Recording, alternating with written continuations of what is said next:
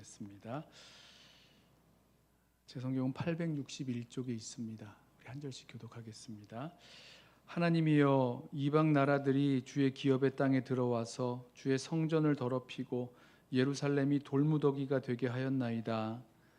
그들이 주의 종들의 시체를 공중의 새에게 밥으로, 주의 성도들의 육체를 땅의 짐승에게 주며 그들의 피를 예루살렘 사방에 물같이 흘렸으나 그들을 매장하는 자가 없었나이다. 우리는 우리 이웃에게 비방거리가 되며 우리를 애워싼 자에게 조소와 조롱거리가 되었나이다. 여호와여, 어느 때까지니이까? 영원히 노하시리이까? 주의 질투가 불붙듯 하시리이까? 주를 알지 아니하는 민족들과 주의 이름을 부르지 아니하는 나라들에게 주의 노를 쏟으소서. 그들이 야곱을 삼키고 그의 거처를 황폐하게 함이니이다. 우리 조상들의 죄악을 기억하지 마시고 주의 긍휼로 우리를 속히 영접하소서. 우리가 매우 가련하게 되었나이다. 우리 구원의 하나님이여, 주의 이름의 영광스러운 행사를 위하여 우리를 도우시며 주의 이름을 증거하기 위하여 우리를 건지시며 우리 죄를 사하소서. 이방 나라들이 어찌하여 그들의 하나님이 어디 있느냐 말하니까? 주의 종들이 피 흘림에 대한 복수를 우리의 목전에서 이방 나라에게 보여주소서. 갇힌 자의 탄식을 주의 앞에 이르게 하시며 죽이기로 정해진 자도 주의 크신 능력을 따라 보존하소서. 주여, 우리 이웃이 주를 비방한 그 비방을 그들의 품에 7배나 갚으소서. 함께 읽습니다. 우리는 주의 백성이요 주의 목장의 양이니 우리는 영원히 주께 감사하며 주의 영예를 대대에 전하리이다. 아멘. 요즘 새벽마다 열왕기하 말씀에 이어서 예레미야 애가 말씀 묵상을 시작했습니다. 열왕기하는 예루살렘이 이제 바벨론 군대에 함락되고 시드기야 왕이 또 유대인들이 포로로 끌려가는 것으로 맞춰지죠. 그리고 예레미야 선지자는 그 유다를 향해서, 시드기야 왕을 향해서도 마찬가지고 바벨론에게 항복하고 섬기면서 이 하나님의 그 징계를 달게 받아야 한다라고 외쳤던 선지자였습니다. 하지만 시드기야 왕과 유다는 이를 거절했고요, 애굽을 의지하고 또 바벨론에 반역을 했죠. 그 결과 예루살렘 성이 바벨론 군대의 포위를 당하고 1년 6개월 동안 1년 6개월 만에 이제 함락을 당합니다. 이 구약 역사를 통해서 구약 역사 전체 중에서 가장 가장 충격적이고 비참하고 힘든 그 사건이 예루살렘의 멸망이 아닌가 이런 생각이 좀 듭니다. 참 비참해요. 바벨론 군대가 예루살렘 성을 포위했을 때 아주 극심한 기근이 들어서요, 유대인들이 자기 자녀를 잡아먹습니다. 오늘은 우리 아이를 먹고 내일은 너희 아이를 먹자 이러면서 그 기근을 견디지 못한 유대인들이 자기 자녀를 잡아먹는 그런 참상을 겪습니다. 포위된 지 1년 6개월 만에 예루살렘 성이 함락되는데, 그때 시드기야 왕이 도망치다가 잡혀서 바벨론 왕에게 끌려가죠. 바벨론 왕이 시드기야 왕의 그 자녀들을, 왕자들이죠, 그 눈앞에서 죽이고 그 눈을 뽑아서, 시드기야 왕의 눈을 뽑아서 바벨론으로 끌고 갑니다. 성과 성전과 왕궁이 다 무너지고 또 불에 타서 돌무더기만 남죠. 정신 차리고 힘을 내서 함께 싸워볼 사람들이 있었다면 그 사람들 다 포로로 끌려갔습니다. 자, 정말 참혹한 전쟁의 참상과 이 고통을 통과하면서 그 참혹함 가운데, 그 아주 고통 가운데, 폐허 가운데 살아남은 사람들이 있었어요. 예레미야 선지자도 그 중에 하나죠. 혹독한 전쟁의 폐허 가운데 살아남았던 사람 중에 하나가 예레미야 선지자고, 또 시편 79편의 저자도, 오늘 보면 이제 아삽의 시라고 나오는데 아삽 자손이겠죠. 시편 79편의 저자도 이 참혹한 전쟁의 고통 가운데 살아남은 자 중에 하나인 것 같습니다. 전쟁을 겪어보지 않은 저나 우리 대부분의 우리 성도님들, 우리는 이 전쟁의 잔인함과 그 고통이 얼마나 참혹한지 상상만 이렇게 할 수 있을 뿐인데요, 상상하는 것만으로도 참 참혹하고 무섭고 고통스럽습니다. 요즘 뉴스에서 볼 수 있는 전쟁으로 폭격당해서 다 무너지고 돌무더기만 남아있는 그런 상황을 한번 상상해 보시죠. 살아가는 집이, 뭐 교회가, 예배당이, 또 학교가 다 무너지고 건물들이 다 무너지고 돌무더기만 남은 겁니다. 콘크리트 덩어리만 남은 겁니다. 돌무더기 사이에 여기저기 시체가 널브러져 있고 시체에서 나온 그 피가 흥건하게 땅을 적시고 있고, 이때 뭐 새가 날아와서 그 사람들의 그 고기를 쪼고 뭐 들깨나 뭐 카요리 같은 것들이 와서 그 시체를 파먹고 뭐 이러는 그런 상황입니다. 참혹하죠. 우리에게는 상상만 해도 참혹한 그런 상황인데, 시편 79편의 저자에게는, 또 예레미야에게는요, 이런 기가 막힌 이 참혹한 참상이 그냥 눈앞에 펼쳐져 있는 현실이었습니다. 1절을 보세요.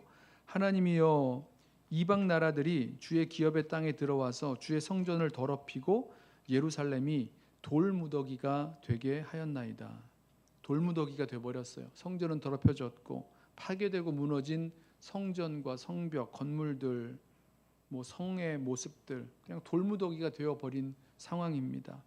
2절, 그들이 주의 종들의 시체를 공중의 새에게 밥으로 주의 성도들의 육체를 땅의 짐승에게 주며, 전쟁에서 죽은 그 시체들, 일부러 뭐 밥을 준 건 아니지만 그 시체들이 여기저기 널브러져 있는데 새가 날아와서 쪼아대고 짐승이 다가와서 파먹는 겁니다. 근데도 그 새를 쫓아줄 사람이 없고요, 그 시체에 그 짐승들이 오지 못하도록 이렇게 지켜줄 사람이 없는 겁니다.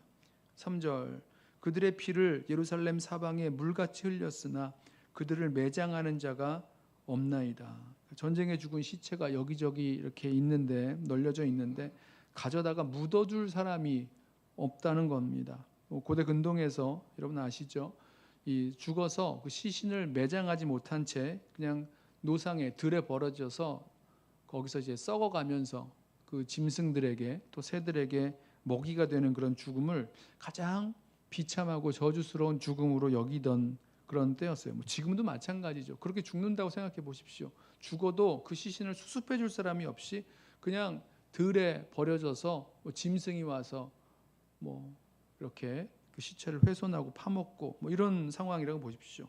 자, 거기에 살아남은 자 몇몇은 다 무너져 버린 그 돌무더기 사이에서, 또 널브러져 있는 시체들 사이에서 이거 보면서, 야, 이제 어떻게 살아야 되냐, 이제 앞으로 어떻게 살 것이냐, 아주 망연자실하고 있는지도 모르겠습니다. 자, 지금 시편의 기자가 하나님을 부르면서 자기 눈앞에 펼쳐져 있는 이 참혹한 현실을 탄식하면서 하나님께 아뢰는 겁니다. 하나님, 이거 대체 어떻게 된 건지 좀, 하나님 이거 좀 보십시오. 하나님 백성이라 일컬음 받는 주의 백성들이 이런 일이 벌어졌습니다. 주님이 주신 기업, 주님이 주신 그 땅이죠. 그 땅은 다 빼앗겼고 주님의 성전 더럽혀졌고, 또 주의 종들은 죽어서 땅에 이렇게 묻히지도 못하고 새에 뭐 밥이 되고, 주의 성도들은 이 짐승들의 그런 먹이가 되고 있는 이 참혹한 현실. 자, 그리고 이걸 보고도 뭘 어떻게 할 수 없는, 아무것도 하지 못하는 그런 힘없는 사람들의 모습들.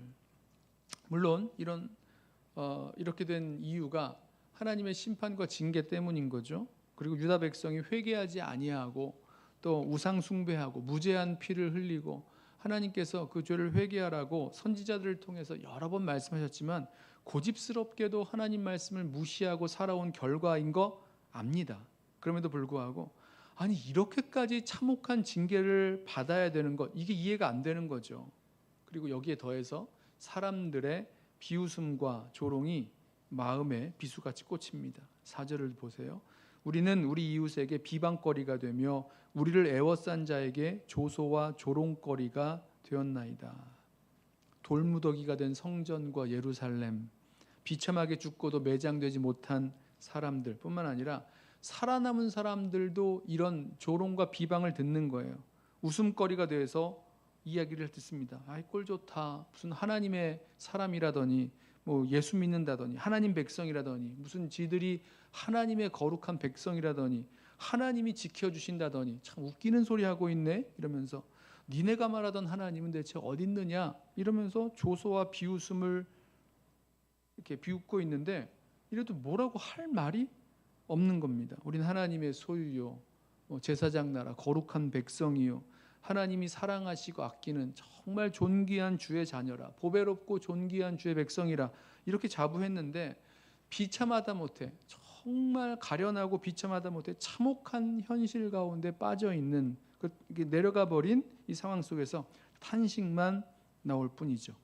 자, 그런데 여기서 우리가 한 가지 먼저 주목하고 싶은 것은요, 이 돌무더기와 시체들 사이에서 있는 이 처참한 현실 속에서 하나님 앞에 나와서 탄식하고 있다라는 사실입니다.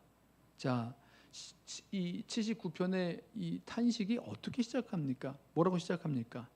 하나님이여 라고 탄식이 시작합니다. 하나님이여, 하나님을 부름으로 시작합니다. 여러분, 하나님은요, 우리가 이 처참한 현실 속에 있을 때에 다시 부를 수 있는 이름이 하나님이세요. 절망의 끝에서 정말 힘들고 고통스러울 때, 그때도 부를 이름이 바로 우리 하나님이십니다.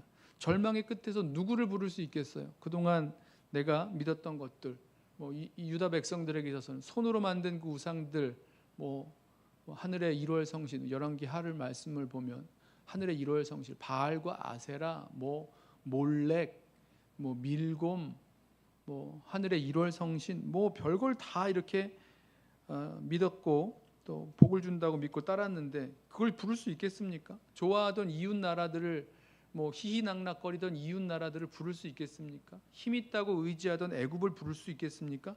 아니죠. 그거 아니라는 거 이제 다 알았습니다. 다 무너져버린 돌무더기 위에서 탄식하면서도 부를 수 있는 이름, 누구십니까? 하나님이시죠.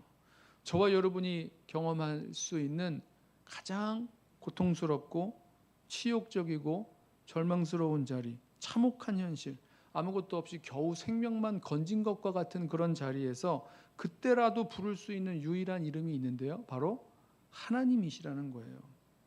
징계 가운데잖아요. 맞아요. 내가 잘못했죠. 내가 실수했고 내가 돌이킬 수 없는 실수를 했습니다. 고집스럽게 불순종했습니다. 그 결과 지금 매맞고 징계 가운데 있는 것 압니다. 너무너무 아파서 정신이 없을 그런 상황입니다. 그래도 그때 부를 수 있는 이름이 하나님이시라는 거죠. 여러분, 우리가 자녀를 징계할 때, 자녀를 훈육할 때 아프게 하잖아요. 아프게 이렇게 훈육하지 않습니까? 근데 여러분, 아프게 해서 매맞아서 죽으라고 징계를 내리는 겁니까? 아니죠. 이 매맞고 따끔하게 정신 차리고 이제는 돌이켜서 정말 잘못했다고 시인하고 정말 제대로 살아가라고, 제대로 해보라고 그렇게 징계하고 훈육하는 것 아닙니까? 그러니까 하나님의 징계 가운데에도, 그 고통과 아픔 가운데에도, 아주 참혹한 현실 가운데에도 그때도 우리가 부를 수 있는 이름, 바로 하나님이시라는 거죠. 저와 여러분에게 정말 절망적이고 너무나 참혹하고 그래서 아무 말도 할 수 없을 것 같은 그런 상황 가운데 있을 때, 아무 말도 안 나올 때 있잖아요. 그때도 부를 이름이 있는데 바로 하나님이십니다. 우리 주님이신 거죠.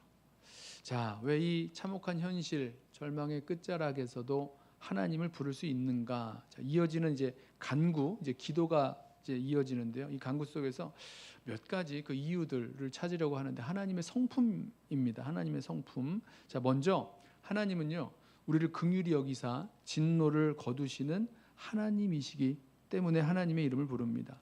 자, 여기 이제 5절부터 여호와여라고 하나님을 부르면서 간구가 시작되는데, 가장 먼저 주님의 진노를 멈춰달라고 간구합니다. 5절, 여호와여 어느 때까지니까? 영원히 노하시리이까? 주의 질투가 불붙듯 하시리이까? 자, 여기 지금 하나님의 그 진노를 주의 질투에서 비롯된 것으로 보고 있죠. 그러니까 주의 질투가 불붙듯하여 노하시고 있다는 겁니다. 근데 이거 언제까지 하실 거냐고, 속히 거두어 달라는 뜻입니다. 자, 그걸 간구하는 거죠. 근데 여기서 이 질투라는 말이요, 하나님의 질투, 이 말은요, 하나님이 이스라엘과 언약 관계를 맺었는데 그 언약 관계를 이제 결혼에 빗대어서 이제 은유적으로 표현하는 겁니다. 이제 우상 숭배하는 이스라엘을 향해서 하나님이 질투하신다, 이런 정황에서 이 이스라엘을 책망하실 때 쓰는 그런 표현이죠. 다시 말하면 지금 하나님의 진노를 일으키게 된 그 질투가 어디서 나왔습니까? 이스라엘이, 이 유다가 하나님을 버리고 우상 숭배하는 데서 나왔다는 거죠. 언약에 신실하신 하나님은 그 신실하지 못한 그 백성을 향해서 질투하시고 진노하신다라는 것을 지금 알고 있는 겁니다. 그럼에도 불구하고 어떻게 이 진노를 거두시고 질투를 거두어 달라고 간구하는 건가? 8절을 보세요. 이렇게 말씀합니다. 우리 조상들의 죄악을 기억하지 마시고, 아까 말씀드렸던 그 우상 숭배죠. 우리 조상들의 죄악을 기억하지 마시고 주의 긍휼로 우리를 속히 영접하소서. 우리가 매우 가련하게 되었나이다. 예루살렘 성전이 돌무더기가 되고 시체들이 나뒹굴어도 거두어 줄 사람이 없고 나라는 멸망해서 사람들이 다 포로로 끌려가게 된 이유 뭡니까? 바벨론 나라의 군대가 너무너무 잘 싸운 강한 군대이기 때문에 그렇습니까? 유다 나라가 힘없는 아주 약소국이기 때문에 그렇습니까? 유다 나라가 국제 정세 가운데 줄을 잘못 서서 괜히 이 애굽 나라가 힘 있는 줄 알고 애굽을 의지하고 반역을 했기 때문에 뭐 이런 것 때문입니까? 아니죠. 유다 백성이, 성경이 뭐라고 말씀합니까? 유다 백성이 조상 때로부터 켜켜이 쌓여져 온 그런 이 우상 숭배, 반역과 불순종, 회개하지 않는 이 모습들, 이 민족의 죄 때문이라는 거예요. 우리 열왕기하 말씀 묵상하면서 그 요시야 왕이 그 성전에 그 하나님의 성전에 가득했던 우상의 제단과 신상들, 뭐 예루살렘 곳곳에 그 성전 문을 나서면 예루살렘 곳곳에 가득했던, 예루살렘만이 아니죠. 뭐 유다 땅 곳곳에, 저 북이스라엘 땅 곳곳에 가득했던 그 산당과 우상들을 보면서 야, 정말 이렇게 이스라엘 가운데, 이스라엘 역사 속에서 얼마나 많은 우상 숭배가 켜켜이 쌓여왔는지 정말 놀랐습니다. 극심한 우상 숭배가 뭐 조상 대대로 계속 그 유다 땅에, 또 하나님의 성전에, 이스라엘에, 북이스라엘에 뭐 베델과 단과 베델에 쌓았던 그런 그 금송아지처럼 그런 우상 숭배가 아주 민족 가운데 가득가득 쌓여 있다는 거죠. 자, 그 조상들로부터 쌓여온 그 죄에서 돌이키지 않았어요. 그리고 어떤 그 하나님이 말씀하시는 그런 한계를 넘어버렸습니다. 임계점을 넘어버렸어요. 그리고 하나님께서 심판하셔서 징계하셔서 이 비참한 가운데 있게 된 겁니다. 이걸 고백하면서 뭐라고 말합니까? 우리를 좀 용서해 달라고, 진노를 거두어 달라는 거잖아요. 근데 그 이유가 뭐죠? 주의 긍휼로 우리를 속히 영접하소서. 만나달라는 겁니다. 자, 주의 긍휼하심 때문에 우리를 다시 만나주실 주님, 그 하나님의 이름을 부르며 나아가는 것. 여러분, 긍휼히 여겨주신다는 겁니다. 나를 불쌍히 여겨주실 분, 나의 이 비참하고 가련한 상황 가운데, 물론 잘못은 내가 다 한 겁니다. 내가 다 잘못했어요. 나에게 문제가 있었습니다. 내가 고집스러웠고, 내가 불순종했고, 내가 반역했고, 하나님 말씀하셨는데도 아주 고지고대로, 표현이 이상한데, 들었음에도 불구하고 말씀에 순종하지 않고 여기까지 나와왔어요. 그래서 이 일들이 벌어졌습니다. 그럴 때 그 나를 불쌍히 여겨주실 분이 계신데 누구십니까? 하나님이세요. 하나님. 그렇기 때문에 그 참혹한 현실 속에서 하나님의 그 진노의 막대기에 맞은 그 절망의 끝자락 같은 곳에서 정말 그런 상황 속에서 하나님을 부르면서 나아간다는 거죠. 왜요? 주의 긍휼하심으로 우리를 만나주시는 분이시기 때문에, 회복시켜주시는 분이시기 때문입니다. 또 한 가지는요, 하나님의 이름을 위해서 죄를 사하시는 분이시기 때문에 그렇습니다. 자, 여기 보면 이제 이어지는 말씀을 보면 우리 죄를 사하여 주시는 그 이유가 나오죠. 하나님의 이름 때문이라고 말합니다. 자, 다시 한번 하나님의 이름을 부릅니다. 9절 보세요. 우리 구원의 하나님이여, 하나님의 이름을 부르죠. 주의 이름의 영광스러운 행사를 위하여 우리를 도우시며 주의 이름을 증거하기 위하여 우리를 건지시며 우리 죄를 사하소서. 주님의 영광스러운 이름을 위해서 회개하는 우리를 도와주시고 주님의 이름을 세상에 증거하기 위해서 회개하는 우리를 건져주시기를 간구합니다. 자, 하나님의 백성이 이렇게 멸망당하게 된 것이 하나님의 이름을 모욕하게 되는 일이 됐다라고 고백을 합니다. 10절 보면 이렇게 말하죠. 이방 나라들이 어찌하여 그들의 하나님이 어디 있느냐 말하나이까. 멸망 가운데, 이 처참한 가운데 있는 이스라엘 백성들을 보고, 유다 백성들을 보고 하는 말이, 그들의 하나님, 이스라엘의 하나님이 어딨냐? 이러면서 하나님 없어. 하나님, 그들의 하나님, 그들을 구원할 그들의 하나님은 힘이 없어. 아무것도 아니야. 빈정대고 조롱하는 겁니다. 시편 42편인가요? 사람들이 하는 말이, 종일 하는 말이, 내 하나님이 어디 있느뇨? 했더니 내 눈물이 주야로 음식이 되었나이다. 이렇게 고백했던 것처럼 하나님의 이름이 멸시받게 된 그런 상황 가운데 있는 거예요. 하나님의 그 영광스러운 그 이름을 위하여 우리를 건져주시고, 우리를 도와주시고, 우리의 죄를 사하여 주옵소서. 자, 하나님께서 이렇게 회개하며 우리 죄를 사해달라고 회개하는 그 백성을 회복시켜 주심으로 하나님의 그 영광과 그 능력을 나타내십니다. 11절도 보면요, 이스라엘 백성이 자기 자신을 갇힌 자 아니면 죽이기로 정해진 자 이렇게 표현합니다. 들어보세요. 11절, 갇힌 자의 탄식을 주의 앞에 이르게 하시며 죽이기로 정해진 자도, 이것도 이제 유다 백성을 말하는 거죠. 죽이기로 정해진 자도 주의 크신 능력을 따라 보존하소서. 하나님께서 하나님의 그 이름을 위하여 또 하나님의 그 능력을 가지고 이 죄를 사하시고 또 하나님의 이름을 위해서 우리를 구원하시는 그 하나님이시라는 거죠. 자, 그 하나님의 이름을 위해서라도 우리는 하나님의 이름을 부르며 하나님의 그 구원을 구하면서 나아가야 됩니다. 하나님은 우리가 하나님 앞에 나아가서 우리 죄를 자복하면서 주님의 그 용서를 구할 때에 하나님은 자기 이름을 위하여서라도 우리 죄를 사하여 주시고 또 하나님의 그 영광스러운 그 역사를 행하여 주시는 분이십니다. 또 한 가지, 하나님은 공의로 갚으시는 하나님이기 때문입니다. 10절을 보시면 이렇게 말하죠. 이 복수를 간구하죠. 10절, 이방 나라들이 어찌하여 그들의 하나님이 어디 있느냐 말하나이까. 주의 종들이 피 흘림에 대한 복수를 우리 목전에서 이방 나라에게 보여주소서. 자, 지금 이 이스라엘 백성이, 유다 백성이 피 흘리게 된 것에 대해서 하나님 이것에 대해서 복수해 주세요 이렇게 간구하는 겁니다. 또 12절, 주여 우리 이웃이 주를 비방한 그 비방을 그들의 품에 7배나 갚으소서. 하나님을 비방했다고요. 아까 나왔었죠. 니네 하나님이 어딨냐 이러면서 비방했던 그 비방에 대해서 하나님 그 비방을 7배나 갚아주시옵소서.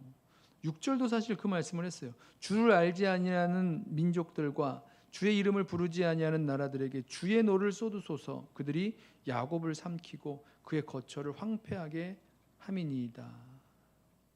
물론 이 하나님의 이 징계와 이 진노 가운데에서 이방 백성을, 바벨론이죠, 북이스라엘에게는 아수르였고요, 자기 백성을 심판하시고 징계하시는 그 일에 이방 나라를 들어서 사용하셨습니다만은 그 이방 나라들이, 바벨론 나라가 아니면 아수르 나라가 내가 하나님의 그 일에 쓰임 받는 거야, 하나님께 순종하는 거야 이러면서 하고 있는 거 아니었어요. 하나님과 상관없이 오만방자하게 자기가 가지고 있는 그 힘과 능력과 군사력 가지고 자기 멋대로 자기 욕망에 충실하게 다른 나라를 이렇게 속국으로 만드는, 자기 나라로 이렇게 만들어 버리는 그런 과정이었습니다. 이걸 하나님이 하나님의 섭리 속에서 하나님이 용납하신 거죠. 허용하신 거죠. 자, 그렇다고 해서 이 사람들이 행한 그런 악행이 정당화되고 이렇게 받아들여질 수 있습니까? 아닌 거죠. 하나님께서 허용하셨지만 그들이 행한 그 악행에 대해서는 하나님이 갚으신다는 겁니다. 보복이라고 나오죠. 보복하신다, 갚으신다라는 거예요. 공의로 갚으신다는 거죠. 자, 그렇기 때문에 하나님께 간구하는 겁니다.